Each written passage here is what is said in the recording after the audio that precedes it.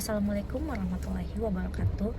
Yang terhormat dosen pengampu manajemen strategik Ibu Tenri Sayu Puspita Ningsi Dipo Atmojo SEMM.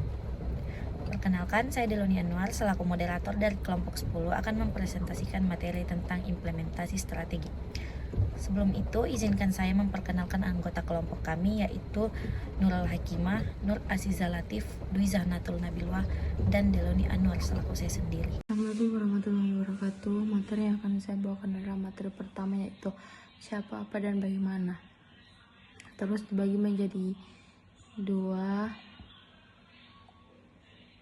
Yang pertama, pihak utama yang berperan dalam implementasi strategi dibagi menjadi 4. Terus yang pertama lagi, pemimpin organisasi baik di tingkat senior maupun menengah memainkan peran penting dalam mengarahkan, memotivasi, dan memfasilitasi implementasi strategik. Terus yang kedua, manajer di semua tingkatan bertanggung jawab untuk menerjemahkan strategi ke dalam rencana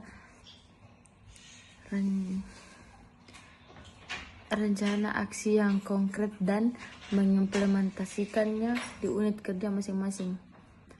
Terus yang ketiga, karyawan di semua tingkatan merupakan ujung tombak implementasi strategik. Yang keempat, pemangku kepentingan eksternal seperti pelanggan, pemasok, investor, dan pemerintah juga dapat berperan dalam implementasi strategik. Terus yang kedua itu, apa yang tercakup atau yang harus dilakukan dalam implementasi strategik. Dibagi menjadi 4 juga. Yang pertama, penyusunan rencana implementasi, merinci langkah-langkah yang harus diambil untuk mencapai tujuan strategis termasuk penentuan tugas, tanggung jawab, dan timeline. Terus yang kedua, komunikasi dan edukasi. Mengkomunikasikan strategi kepada seluruh organisasi dan memastikan mereka memahami peran dan tanggung jawabnya masing-masing. Terus yang ketiga, alokasi sumber daya. Mengalokasikan sumber daya yang diperlukan untuk mengimplementasikan strategi seperti anggaran, personal, dan teknologi. Terus yang keempat, manajemen perubahan. Mengelola perubahan yang mungkin terjadi akibat implementasi strategik seperti perubahan struktur, organisasi, budaya, organisasi, dan proses kerja. Terus yang keenam, monitoring dan evaluasi. Memantau kemajuan implementasi strategik dan mengevaluasi efektivitasnya secara berkala. Terus yang ketujuh, penyesuaian strategik. Yang terakhir, melakukan penyesuaian strategik jika diperlukan berdasarkan hasil monitoring dan evaluasi. Terima kasih. Baik, materi yang saya bawakan yaitu bagaimana implementasi strategi dilakukan. Implementasi strategi merupakan proses yang berkelanjutan dan membutuhkan komitmen jangka panjang dari semua pihak dalam organisasi. Dengan implementasi yang efektif, organisasi dapat mencapai tujuannya, meningkatkan kinerja, dan meraih kesuksesan dalam jangka panjang. Yang kedua, secara umum implementasi strategi dapat dilakukan melalui langkah-langkah berikut, yaitu membuat rencana implementasi yang jelas dan terukur, mengkomunikasikan strategi secara efektif kepada semua pihak, menyediakan sumber daya yang diperlukan, membangun tim yang kuat dan berkomitmen, memantau kemajuan dan melakukan penyesuaian bila diperlukan, dan yang terakhir memberikan penghargaan dan pengakuan atas keberhasilan. Yang kedua, bagaimana strategi diimplementasikan. Pengorganisasian adalah proses pengalokasian dan menggabungkan sumber daya dalam sebuah organisasi untuk mencapai tujuan yang telah ditetapkan. Fungsi organizing dalam manajemen adalah langkah penting yang melibatkan pengaturan wewenang, tugas, dan tanggung jawab bagi individu-individu dalam sebuah organisasi. Adapun beberapa aspek penting dalam pengorganisasian untuk implementasi strategi, yaitu yang pertama, menyelaraskan struktur organisasi dengan strategi, membangun tim yang efektif, menetapkan peran dan tanggung jawab yang jelas, membangun sistem komunikasi dan koordinasi yang efektif, mendelegasikan wewenang dan tanggung jawab, dan yang terakhir memberikan dukungan dan pengembangan. Baik, saya akan memaparkan materi mengenai bagian C, rancangan pekerjaan untuk mengantisipasi strategi. Rancangan pekerjaan untuk mengantisipasi strategi atau yang disebut RPPMS adalah sebuah dokumen yang berisi uraian tugas, tanggung jawab, dan persyaratan pekerjaan yang diperlukan untuk mendukung implementasi strategi organisasi. Kemudian yang pertama, tujuan rancangan pekerjaan untuk mengantisipasi strategi itu ada menyelaraskan pekerjaan dengan strategi, meningkatkan efektivitas implementasi strategi, meningkatkan motivasi dan kinerja karyawan, dan mempermudah proses rekrutmen dan pengembangan karyawan. Kemudian yang kedua, komponen utama rancangan pekerjaan untuk mengantisipasi strategi itu ada informasi umum, tujuan pekerjaan, tugas dan tanggung jawab, persyaratan pekerjaan, standar kinerja dan kompensasi dan benefit. Kemudian yang ketiga, manfaat rancangan pekerjaan untuk mengantisipasi strategi itu ada meningkatkan kejelasan dan akuntabilitas, mempermudah pengukuran dan evaluasi kinerja, meningkatkan motivasi dan kepuasan kerja karyawan, mempermudah proses pengembangan karyawan. Dan yang terakhir itu ada langkah-langkah penyusunan RPPMS.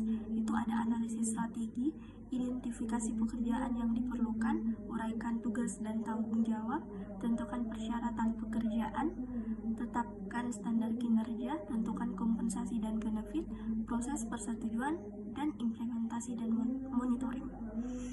Kemudian bagian D, isu sinergi dalam implementasi strategi, yaitu sinergi merupakan elemen penting dalam implementasi strategi yang sukses.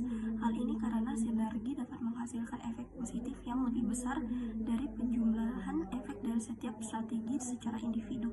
Adapun beberapa strategi yang dapat dilakukan untuk mengatasi isu sinergi yaitu yang pertama, meningkatkan komunikasi dan koordinasi, ciptakan budaya komunikasi terbuka dan transparan, adakan pertemuan rutin antar departemen, divisi atau unit kerja dan gunakan platform komunikasi yang efektif. Yang kedua, membangun budaya organisasi yang kolaboratif, dorong kerjasama tim, ciptakan lingkungan yang saling mendukung dan berikan penghargaan atas kerjasama dan kolaborasi.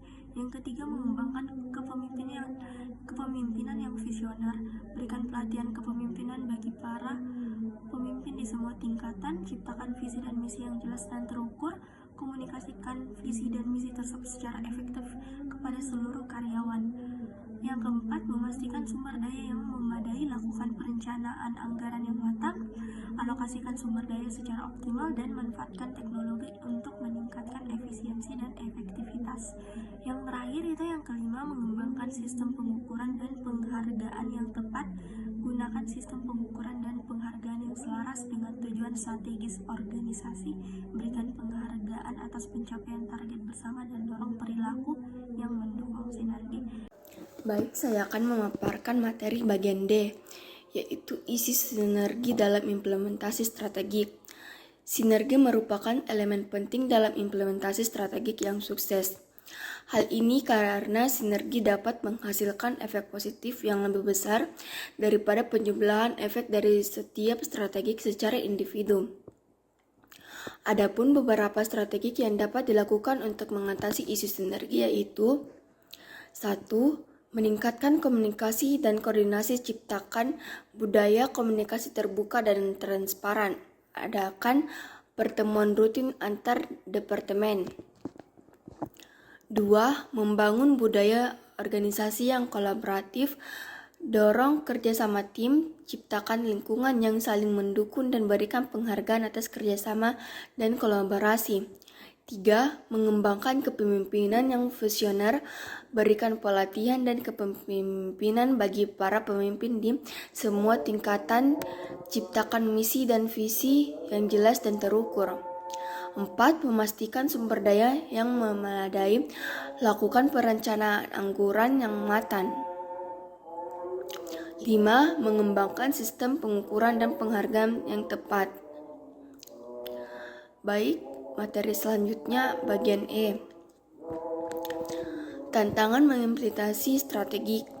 Implementasi strategik merupakan tahap krusial dalam siklus manajemen strategik. Di tahap ini, ide-ide dan rencana yang telah matang diubah menjadi tindakan nyata untuk mencapai tujuan organisasi. Adapun beberapa tantangan umum yang dihadapi oleh implementasi dan strategik. 1. Ketidakjelasan arah dan tujuan. Kurangnya kejelasan arah dan tujuan strategik dapat membuat karyawan bingung dan tidak termotivasi. 2. Kurangnya dukungan dari pimpinan. Dukungan dan pimpinan organisasi sangat penting untuk kelancaran implementasi strategik. 3. Kurangnya sumber daya seperti finansial, manusia, dan teknologi. 4. Budaya organisasi yang kaku. Budaya organisasi yang kaku dan resisten terhadap perubahan dapat menghambat implementasi strategik yang baru. 5. Kurangnya keterampilan dan pengetahuan. Kurangnya pengetahuan yang dibutuhkan karyawan dan untuk melaksanakan strategik dan menghambat efektivitas implementasi. 7. Sistem pengukuran dan yang tidak tepat. Sistem pengukuran dan penghargaan yang tidak tepat untuk mendorong perilaku individu dan departemen yang tidak sejalan dengan tujuan strategik organisasi. 8. Faktor eksternal yang tidak terduga. Perubahan kondisi ekonomi, politik, sosial, dan teknologi dapat menghambat implementasi strategi. F. Pemimpin, komitmen semua pihak. 1. Peran pemimpin. Pemimpin memainkan peran yang sangat penting dalam implementasi strategik yang sukses. Berikut beberapa peran utama yang harus dijalankan oleh pemimpin. Menentukan arah dan tujuan, mengkomunikasikan strategi, membangun komitmen, memfasilitasikan kerjasama, memberikan dukungan dan sumber daya, memantau dan mengevaluasi kemajuan. 2. Komitmen semua pihak. Implementasi strategik tidak dapat dilakukan oleh pemimpin saja, tetapi membutuhkan komitmen dari semua pihak dalam organisasi. Berikut beberapa hal yang dapat dilakukan oleh strategik semua pihak untuk mendukung implementasi strategi. 1. Memahami strategi. 2. Berkomitmen dengan baik.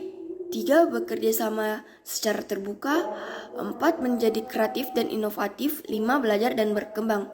Baik, itulah tadi materi yang bisa saya sampaikan. Lebih dan kurangnya mohon dimaafkan. Assalamualaikum warahmatullahi wabarakatuh. Baik, saya akan memaparkan kesimpulan dalam materi ini, yaitu implementasi strategi merupakan proses yang kompleks dan menantang.